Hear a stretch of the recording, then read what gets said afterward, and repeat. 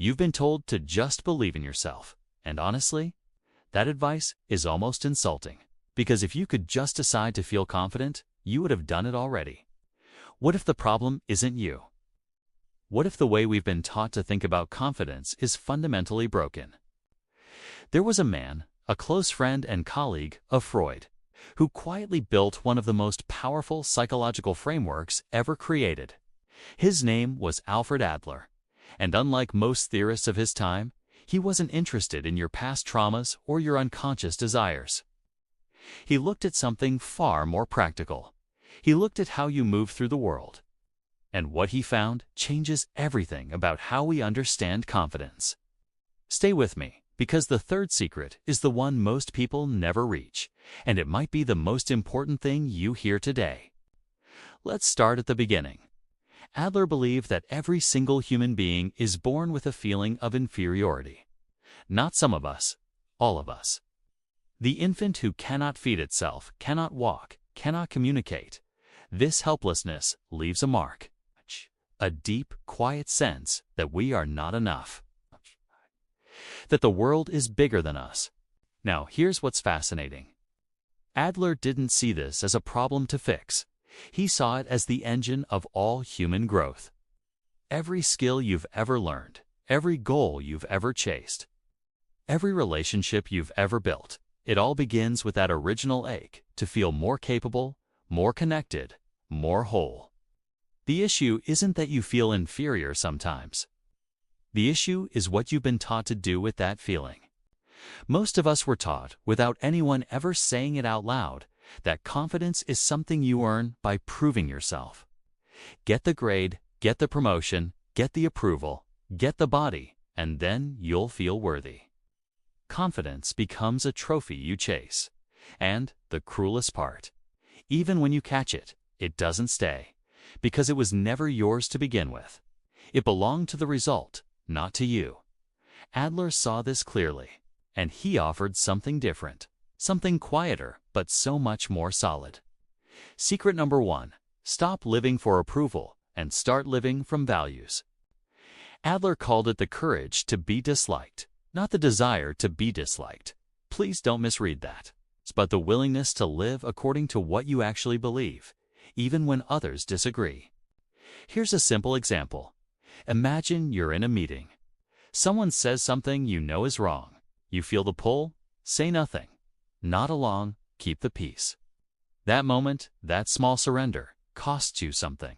Not dramatically, not all at once, but every time you silence yourself to manage someone else's reaction, you send yourself a quiet message. Your perspective is not safe to express. Your truth is not welcome here. And over time, that message accumulates. Adler would say that authentic confidence isn't built by winning arguments. It's built by showing up honestly, even in small moments, even when it's uncomfortable, especially then. This doesn't mean being aggressive or provocative. It means asking yourself, in any given situation, what do I actually think? What do I actually value? And then having the gentleness and the courage to let that be visible. Because here's the thing. When you stop outsourcing your self-worth to other people's opinions, something shifts. You stop needing their approval to feel okay.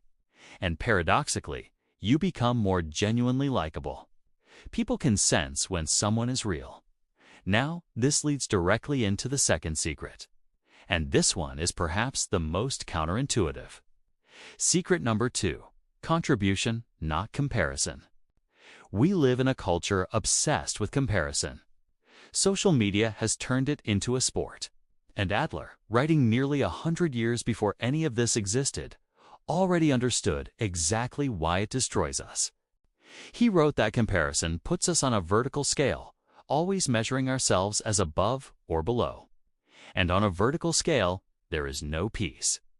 You are either straining to climb or terrified of falling. Confidence built on comparison is a house of cards. It requires a constant supply of people to feel better than, and it collapses the moment you encounter someone more successful, more talented, more put together. Adler proposed a completely different axis, horizontal, not better or worse, connected or disconnected. The question he asked was not, how do I rank, but how do I contribute? And this is not about grand gestures. It's not about changing the world or becoming indispensable. It's much simpler than that. It's asking, in an ordinary Tuesday morning, am I adding something to this conversation, to this relationship, to this moment? When a person shifts from, am I impressive enough, to, am I useful? Everything changes. Because usefulness is always available to you. You don't need to be the best in the room to be genuinely helpful. You don't need to be ahead of anyone to offer your attention, your honesty, your care. And here's what Adler observed. People who orient their lives around contribution tend to feel a deep, steady sense of belonging. Not because the world applauds them, but because they feel genuinely woven into it. They matter not as a rank, but as a presence. That feeling, the quiet sense of I belong here, I have something to offer, that is the soil that real confidence grows in. You won't hear this one on motivational posters, but sit with it for a moment because it's worth it. Now we arrive at the third secret, the one that ties everything together. Secret number 3. Your lifestyle is a choice, and you can change it. This might sound strange at first, so let me explain what Adler meant. He used the word lifestyle in a very specific way. Not your morning routine or your fashion choices. He meant the story you've built unconsciously, quietly, over years about who you are and how the world works. Your lifestyle, in Adler's sense, is your private map of reality. It contains beliefs like, I am someone who always struggles socially, or I'm not the creative type, or good things always fall apart for me eventually. These stories feel like facts. They feel like descriptions, but Adler argued they are fictions, not lies. Exactly, they're usually built from real experiences. But they are interpretations, and interpretations can be revised. Here's what makes this so liberating.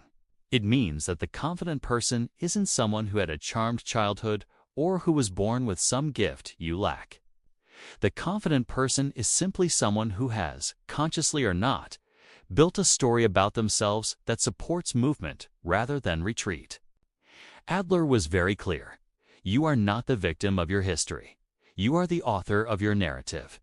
The past explains nothing on its own.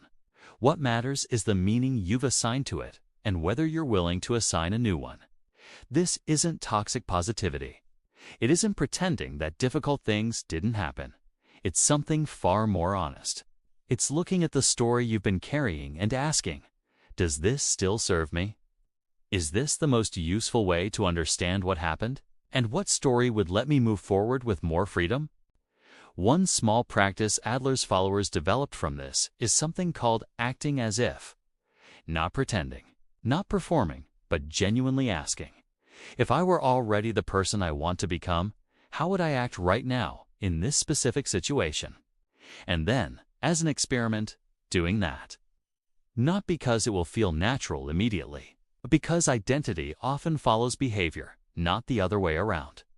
You act your way into a new understanding of yourself, rather than waiting to feel ready before you act. And that's the thread that connects all 3 secrets.